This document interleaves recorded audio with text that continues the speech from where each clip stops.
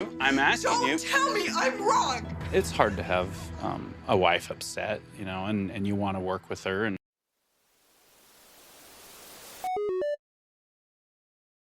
Welcome to Happily Ever Reality. I am so glad you're here. We are moving on to episode 2 and 3 of My 5 Wives. If you haven't already watched the video about episode 1, I will put a link on the screen and in the description box. The show starts with each wife starting their day and getting their kids ready for school. During this time, they also talk about their living arrangement. The family is split up into 2 homes. 3 wives are in one home and the other 2 are in the other home. Each wife's home is about 2,000 square feet. And when I say home, I'm more talking about their individual apartment. But each wife has about 2,000 square feet of their own, and then they share a laundry room. Each wife has approximately 2,000 square feet, and each home has a shared laundry room. I think this seems like a really good setup. They are close together, but still apart from each other and have their own lives. The kids get to grow up close to each other, and there's no travel time for Brady when he's trying to go from one wife's home to another wife's home. Next, we see Brady at work, and we find out that Brady and his brother Jared have a construction company. I did want to throw this comment from his brother in because I thought it was a little bit interesting and funny. He definitely does not feel the same way about polygamy that Brady does. I'm not a polygamist. No, I never have been. I wasn't even that much of a Mormon when I was a Mormon. Yeah, I think you got to be a little bit crazy to want to even attempt to do that. I agree, Jared. I agree. You'd have to be a little bit crazy. We fast forward to the end of the day, and the family is getting ready to have dinner together. The wives each take turns cooking, and I really like seeing them all come together at the end of the day. I think that's really nice. After dinner, we see them all then getting ready for bed. Brady is spending that night with Noni. To be honest, the beginning of the show was pretty uneventful. It just showed what their day-to-day life was like. But the next day, the wives all get together with Brady for a family meeting, and they begin discussing moving. Yes, moving. I immediately was like, no, not moving. Don't move. It's not going to work out well. But let me go ahead and put in a clip in here of Brady explaining why they want to move. the reason we want to move is because after a long process of soul searching, we decided to leave the fundamentalist church. And right now, we live in a community that is exclusively fundamentalist Mormon, so we don't fit in. Brady gives a few options of places they could go. He mentions Montana, Washington, and another area in Utah. All I kept thinking was this could end up being a huge mistake for them. And when the wives go to talk about it, it's clear that they are not all in agreement. But this discussion is really brief. It's not something super serious. They're not making plans. So everyone really stays calm. We see another day begin where Brady is up and making his rounds to say good morning and goodbye to his kids and wives before he goes off to work. It definitely seems hectic. Like, Brady's morning seems a little bit crazy. There's a scene where he's like walking down the steps and his shirt is buttoned really weird. I think he was in a hurry and he just didn't notice that his shirt wasn't buttoned right. But Brady does attempt to see all of the wives and all of the kids before he leaves. So, you know what? I can appreciate that. I think that's really nice. I think it's good that he takes the time to do that. But I had to laugh a little bit when Robin said this. Sometimes Brady just can't keep up with everything the kids are doing. I feel like she is really stating the obvious there.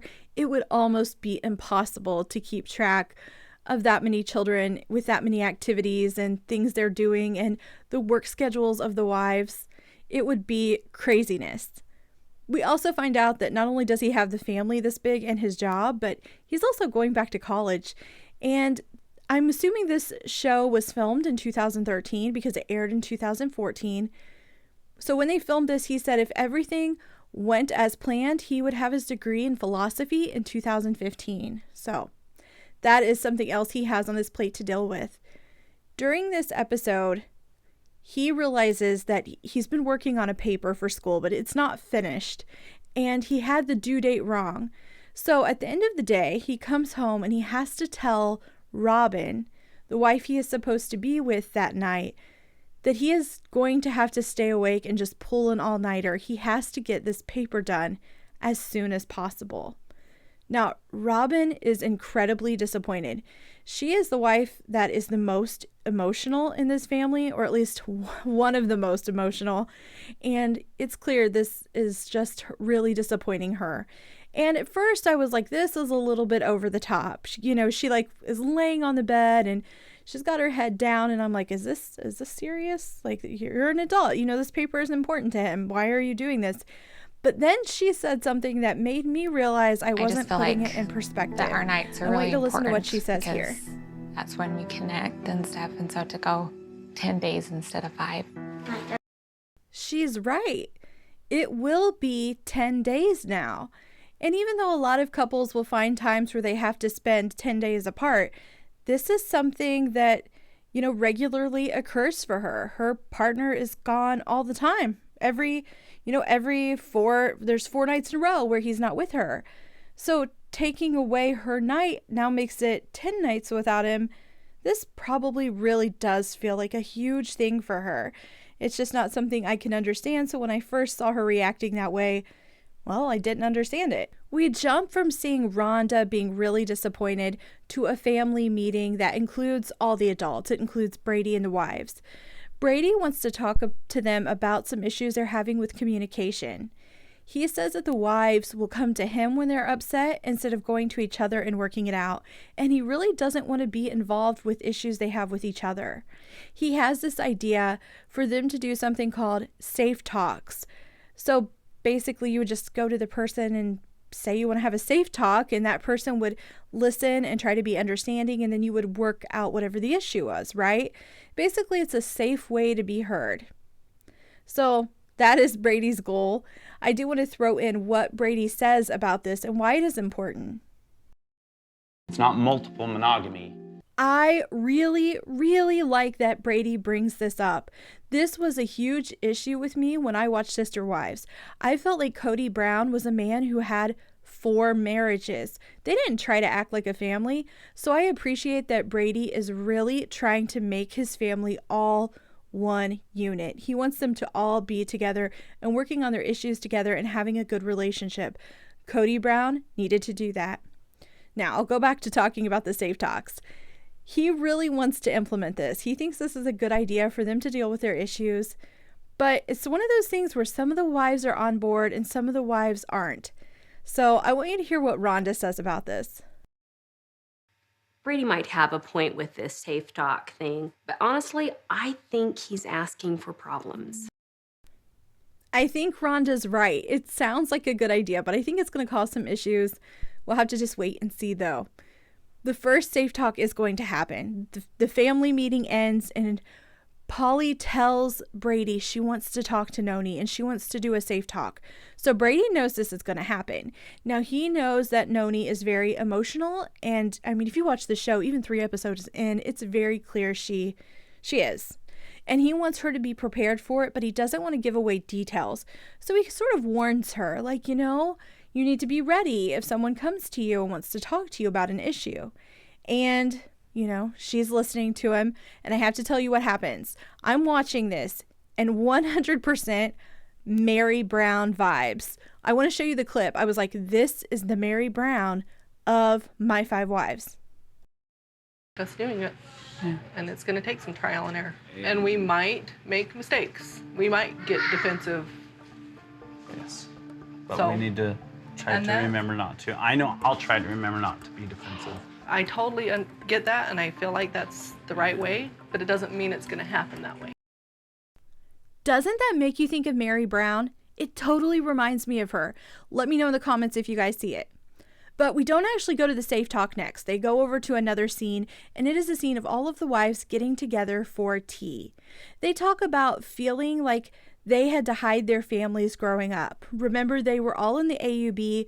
They were all in polygamous families.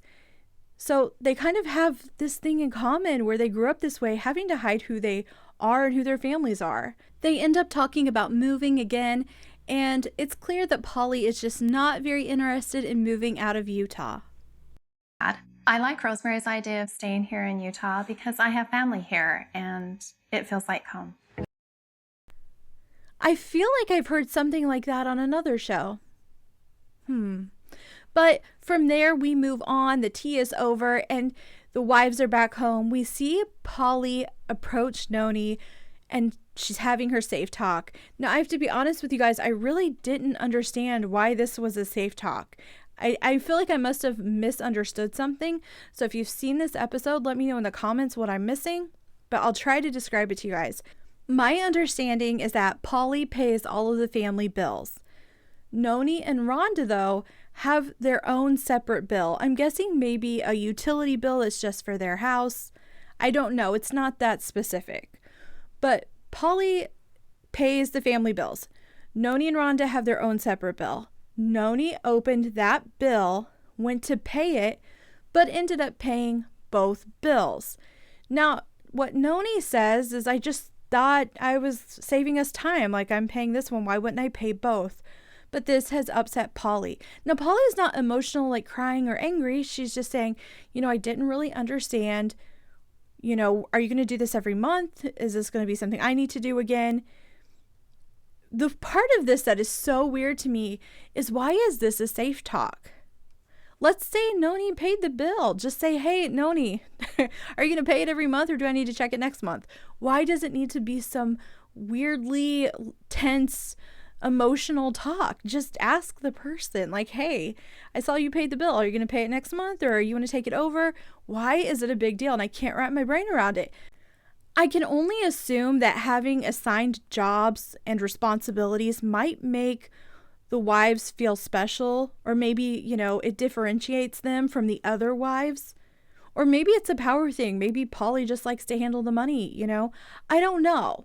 I can only assume there's something more to it that a polygamous family feels that other people don't feel. Because to me, this just isn't something that requires a safe talk. This is just a conversation about the bills. So there's something, though, here that makes everyone very tense, and this safe talk doesn't go well. Now, no one raises their voices. No one's crying. There's no shouting. It's calm. It's just really tense, and it doesn't go well. Polly ends up leaving, and you can just tell things are not good. It's a very uneasy feeling for both of the women. As this safe talk is going down, Brady is taking Robin out for a lunch date because of that all-nighter he had to pull where he was working on the paper. She was really disappointed. She seemed really hurt and she wanted that time with him. So he's sort of taking her out to make up for it. And you know what? I think it's so nice. He observed that she was upset. He noticed that they weren't going to have time together and he made it up to her. This is the stuff that makes Brady much more likable than Cody Brown. While he is out at this restaurant, he begins getting text messages from Noni and he returns home to her being very upset. So let me go ahead and show you a clip of Noni. Well, Noni's upset. I'm going to show you a clip of that. Stop it! Don't change me! Don't! I'm not changing you. This is the reason why I don't want safe talk.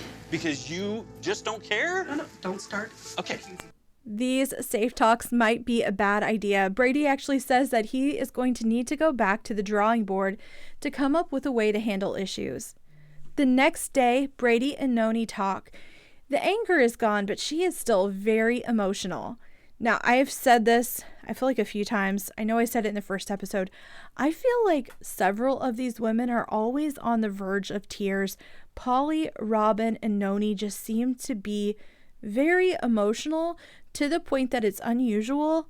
I'm assuming some of it might be that they're filmed. Like there's some, anxiety there, or maybe they're very nervous. I don't know. Something is just a little weird. I do like the family, but something's a little off with how they handle things. But back to the conversation. Brady and Noni talk, and she just shares that she does not like to have confrontation with the other wives. She doesn't want to talk to them about things. And Noni really stands out. She is a bit more defensive than the other wives are. You notice that when she's talking about things, her personality, she's just a little bit more defensive. So I think confrontation is difficult for her. Of course, after all this drama, it's time for another family meeting. In the last family meeting, they implemented the safe talks, and in this one, they're going to ditch them. So Brady basically tells them the pressure's off. You don't have to do this. I hope you do communicate with each other, but no pressure to have safe talks. Surprisingly, Robin is really disappointed. She was kind of hoping this would work out because she wanted to be able to talk about issues she was having with the other women. You can tell she doesn't like confrontation, and this idea might have helped her get the nerve to go talk to people that she was having a problem with. But I do want to show you guys Noni. Noni was absolutely thrilled. I'm going to put a clip in, and I want you to look at her grin while she's hearing that they're not going to do safe talks. I'm glad Brady took the pressure off. I wish we hadn't have gotten into an argument, but now things are back to normal. I just wanted to. I don't know how I feel about this. It makes me wonder if I'm going to find out that Noni is the problem wife. Does she not want to have these safe talks because she's the one always upsetting everyone else? I don't know, guys. I'm literally making these videos and watching these for the first time, so I guess I'm going to have to wait and find out. This is where episode 2 ends. Now we're going to go ahead and start episode 3. We start this episode with another morning at the Williams households. We see Brady and Rhonda talking, and we find out that it's Thanksgiving week. Of course, this naturally leads to a conversation about the size of their family, how much food they're going to need, and this then leads to a conversation about adoption. Now remember, back in episode 1, we found out that Rhonda wants to adopt a child. Brady leaves and Noni walks in. She sits down and starts talking to Rhonda. Of course, Rhonda has adoption on her mind, and so that's what they start talking about. Noni says she feels really nervous for the family to try to do this because currently in Utah, polygamy is illegal. So she just wonders what's going to happen. Like, will it even work out for them? But when Noni is talking about Rhonda adopting a child, you can tell there's just more to it. And they end up having a confessional where Noni says this. For years, our family has kind of had an understanding that we were done having children. I feel like that scene should have been in episode 1, because back in episode 1, she mentioned wanting to have a baby, but something about it felt a little off. Like, it just didn't make sense. Why was she so emotional about Rhonda wanting to adopt a baby? And it felt like the timing was bad. Like, why would you bring up you wanting to have a baby right now when the adoption is being brought up? But now it makes more sense. To her, it wasn't an option. She didn't consider that she could have another child until Rhonda said that she wanted to adopt one. At that moment, it became clear that there was an option to have more children in this family. So it just explains a lot more. We move on to a scene where they're all sitting together and one of the producers is asking them questions. They get asked about birth control, and this is a really sensitive subject for the wives. Brady is much more comfortable saying that he's okay with the use of birth control, but it's clear that the women don't want their extended family to know that they think that birth control is okay and possibly use it. So they end up trying to tell Brady, like, this is about our faith and how we were raised. I want to put in a clip of what Rhonda says here. Brady, you were raised totally different than we were. I mean, that was a sin, because that is your purpose in life, is to be a mother and raise children. When Brady talks about their old beliefs, you can tell that he is ready to move on. But things are a little bit more difficult for the wives. They all have family that still follow that faith, and they still feel pressure, to have the same beliefs. I wonder if being on the show changed that for them, though. I wonder if their extended family saw it and realized that they were all moving on. After this, we move on to seeing Rhonda buying $400 worth of groceries for their Thanksgiving dinner. And I just kept wondering how much it is now. Like, how much would have it been with the inflation we have now? And their family has grown in these years. I wonder what they're spending on Thanksgiving. Next, we see Polly on the phone with her daughter, Carly. Carly is the oldest of the Williams children. Carly is newly married. She's been married for 6 months, and she lives in South Dakota, so she's moved away. Carly is in a monogamous marriage. Polly shares that they are not raising their children, so the Williams children are not growing up to believe that polygamy is a necessity. You don't have to be a polygamist to go to heaven. But Polly shares that she was raised that way, so she thought her whole life this was what she had to do. Speaking of changing beliefs, we move on over to Rosemary and Robin, who are cooking together in the kitchen. During a confessional, Rosemary shares that her goal when she was a teenager was to be a mom. Listen to what she says about what she used to think and how it's changed.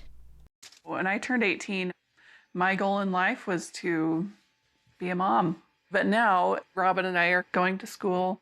It's really interesting to see that this family has changed. They've changed their belief system, they've changed the way they live, but they're still choosing each other and they're still choosing polygamy. They are still together as far as I can tell in 2023. So they're still choosing this. I will say I feel like I missed hearing about what Robin was going to school for. I don't know what it is. I know she's very artistic, but I don't know if it's an art related degree or not. I do know that Rosemary is going to school for music education.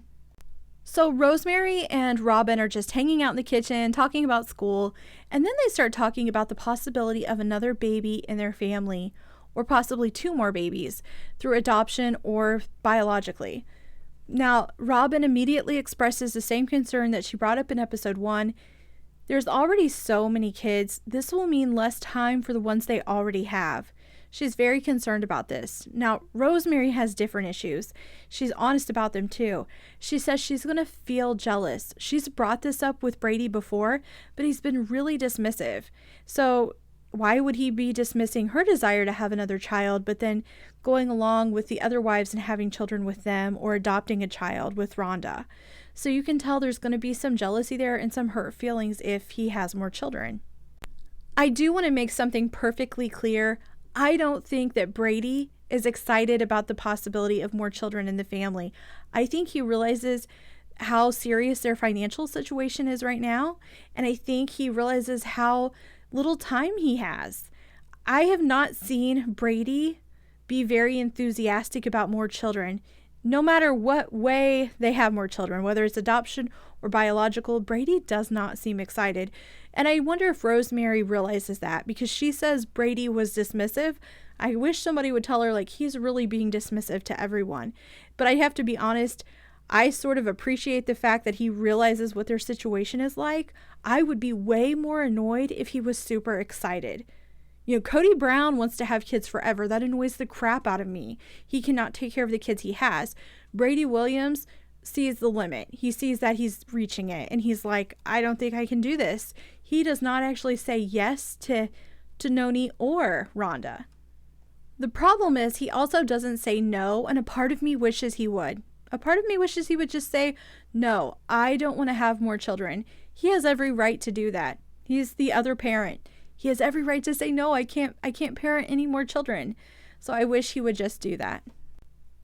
So the next part is really funny to me. It's Polly and Brady sitting on the bed talking. It's her night with Brady. And, Polly's the first wife. So here's what makes it funny. When I made my first video about Brady Williams, not the one about episode 1, but the one where I compared him and Cody Brown, there were comments about Polly, thinking she was special because she was the first wife. And I was like, I didn't see it in episode 1. I wonder if when it's going to happen. This is when it happened. This is when it starts, at least. Episode 3. Listen to what she says about being the first wife. I feel very fortunate and special that I am Brady's first wife. I know that in Brady's heart, I have a special place. I guess I'll just have to wait and see if she keeps bringing it up more. But if you were one of those people that left a comment about it, you were right. I think she does feel like being the first wife makes her very special. Okay, so I just want to be clear about something. The next few scenes jump around a lot. So I'm going to kind of go through them quickly because it's like the same thing again and again. So we start out with seeing Noni tell the camera that she wants to have another baby, and she really wants to have another baby. Then we skip over to a scene of the kids doing karate where we find out that one of the boys is about to have a belt test. If you've never been to a karate belt test, it's kind of a big deal for the person doing it. And if you're a kid, you definitely would like to have your parents there. So the son, his name is Lake. Lake really wants his dad there. He wants Brady to be there. Then we go back over to seeing Noni and Brady sit on the bed having a talk about how much Noni wants to have a baby. Now, I have to tell you guys something. Brady is really over these conversations. He doesn't even pretend that he wants to talk about it. He is done. I really feel bad for him. I don't think he realized that some of the other wives wanted to have more children. So when he agreed to look into adoption with Rhonda, I don't think he knew what was going to happen. And now it's just like he's opened up a whole can of worms. Like everyone's wanting to have a baby, or they're jealous, or they're worried. Like it's a whole thing.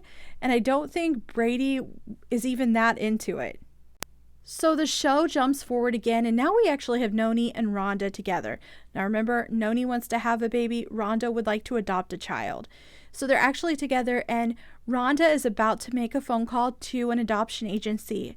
She's just calling to ask questions, but she is so nervous. You can just tell she is a wreck over this phone call. And she says that she's going to just ask questions about what they would have to do to get started, but she's worried with them being polygamous that they might just be told no right away. So she makes the phone call, and she starts the phone call by saying that she is a single mom with 4 kids, but the children's father is very active in their lives. So she's talking and saying this, and then she finally admits they're really just polygamist. Like, that's what the situation is. The woman on the phone says she really doesn't know. She doesn't know if it's possible or if it isn't possible for them to adopt. She doesn't have an answer for that. Now, they are really pushing this storyline where it comes to having children or adopting children. This is like the main part of the show. But there's this whole side story going on, and that is the kid who's doing karate. So there's this belt test, and the son, his name is Lake. Lake really wants Brady there. But sometimes Brady can't make it to everything. I want you to listen to what Lake says about Brady being able to show up for events. If my dad isn't able to make it to my purple belt test, then I wouldn't be surprised. He just doesn't really get the chance to do these things. That right there is the problem. For a moment, I was almost fooled into thinking everything was good. This family's got it all figured out, but that was a reminder. These really large polygamous families, it's difficult. It's difficult to make it work, and the kids are the ones that start to suffer. Now, Brady does make it to the belt test, and he says that he's made it to every belt test. He's so happy to be there. Lake is so happy that he's there. Brady is definitely a very proud dad, so it all turns out good. After this, we see the family all get together. I don't know whose house they're in. They're in one of the wives' homes. And they find out that polygamy is no longer illegal in Utah. The whole law was found to be unconstitutional. So they are very excited. They do mention the Brown family during this episode. They say that the Brown families were a part of that law being overturned. So they feel a lot of gratitude toward the Browns. And that's where the show ends. We end up seeing the family get together for a very nice Thanksgiving. It looked wonderful. That's the show, guys. That's it. Let me know what you thought about everything that happened in episode 2 and 3 and episode 1. Let me know what you thought. I always love to read your guys' comments. If you haven't already, go ahead and click like and subscribe, and I hope you come back to Happily Ever Reality.